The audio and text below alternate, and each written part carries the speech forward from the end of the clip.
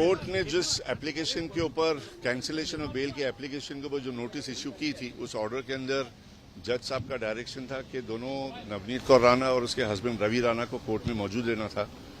लेकिन अपनी जो पार्लियामेंट्री स्टैंडिंग कमेटी की ड्यूटी के हिसाब से उनका किसी एक इम्पॉर्टेंट मीटिंग में रहना जरूरी था, इसलिए वो आ नहीं सकी। प्लस उनकी तबीयत खराब होने की वजह से उनके शौहर जो है वो उनके साथ में मीटिंग में प्रेजेंट है, तो इसलिए दोनों ने एप्लीकेशन फाइल की एग्जेम्पशन के लिए फॉर टुडे कोर्ट ने उनको एग्जेम्प्ट कर दिया है। जो एप्लीकेशन को कैंसिलेशन ऑफ बेल जो फाइल की थी उसका हमने रिप्लाई फाइल कर चुके हैं।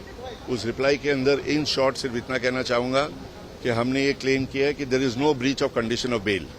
हमने बेल की किसी कंडीशन को ब्रीच नहीं की है। ये प्रोसिक्यूशन का सिर्फ एक क्लेम है कि ब्रीच ऑफ कंडीशन है। हनुमान चालीसा पढ़ने से कोई किसी को रोक नहीं सकता। It is a part of the fundamental right of freedom to religion. Court का सिर्फ इतना डायरेक्शन था कि इस केस के सिलसिले में आप कोई इंटरव्यू नहीं देंगे। हमारा दावा यह है कि हमने इस केस के सिलसिले में जो कि हनुमान चालीसा मातोश्री पर पढ़ने के बारे में था, उस केस के बारे में हमने कोई इंटरव्यू नहीं दिया 124A को लेके और ना तो देंगे। सर 124A को लेके भी बातें सेडिशन के अंदर we made statement in the reply कि 124A has been now considered by the Supreme Court. There are certain directions of the Supreme Court, no further cases to be registered, no further investigation to be done. And if there is no further investigation to be done, then any particular condition, by keeping in mind the offence of 124A, cannot be imposed. Reply में आपने कहा है कि आप लोगों ने हनुमान चालीसा या जिस मसले पर इनकी गिरफ्तारी उस बारे में मीडिया से कोई बात नहीं की, कभी बात नहीं की। हनुमान चालीसा मातोश्री पर पढ़ने का सब्जेक्ट मैटर FIR का है। हमने उस सब्जेक्ट मैटर के बारे में कोई डिस्कशन नहीं की, यानी कि हनुमान चालीसा मातोश्री पर पढ़ने के बारे में उसका कोई जिक्र, कोई प्रेस मीडिया, किसी के सामने कोई इंटरव्यू नहीं है। हनुमान चालीसा जनरली पढ़ने के ऊपर कोई कोर्ट, कोई शख्स, कोई अथॉरिटी रोक टोक नहीं लगा सकती।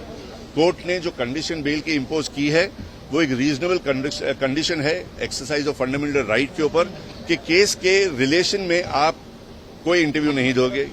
उस कंडीशन को उन्होंने दोनों ने फॉलो किया है। देयर इज नो ब्रीच, ना तो किए है ना तो करने का इरादा है। सर साथ ही सरकारी वकील ने और एक मांग की थी कि इसके आगे भी वो इससे रिलेटेड कोई इंटरव्यू ना दे, तो उसके बारे में कोर्ट जो ने क्या बेल की कंडीशन है वो अभी तक मॉडिफाई नहीं हुई, ना तो विकेट हुई है।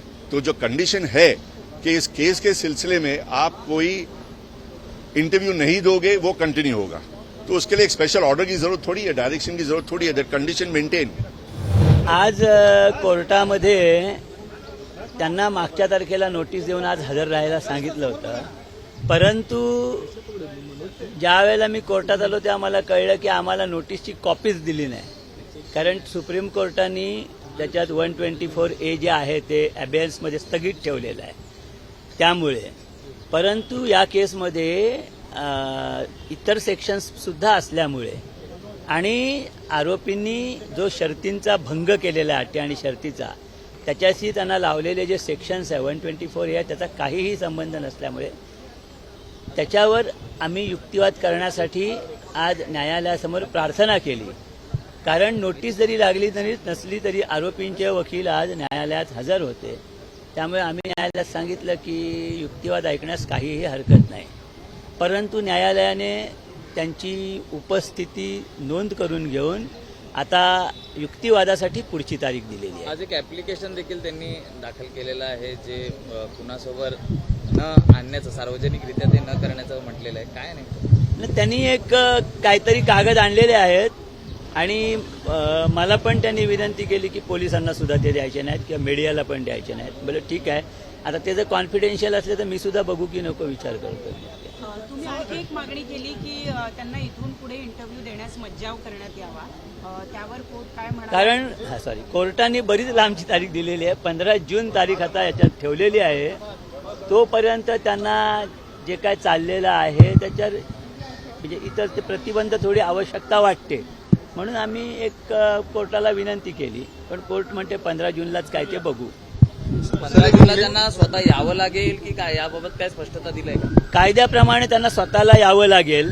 आज पण त्यांना स्वतःला यायला पाहिजे होतं, परंतु कोर्टासमोर आज त्यांनी त्यांची उपस्थिती माफ करण्यासाठी अर्ज केला आणि कोर्टाने आजच्या दिवसापुरती त्यांना उपस्थिती माफ केलेली आहे. 7 तारखेला त्यांना यावं लागेल.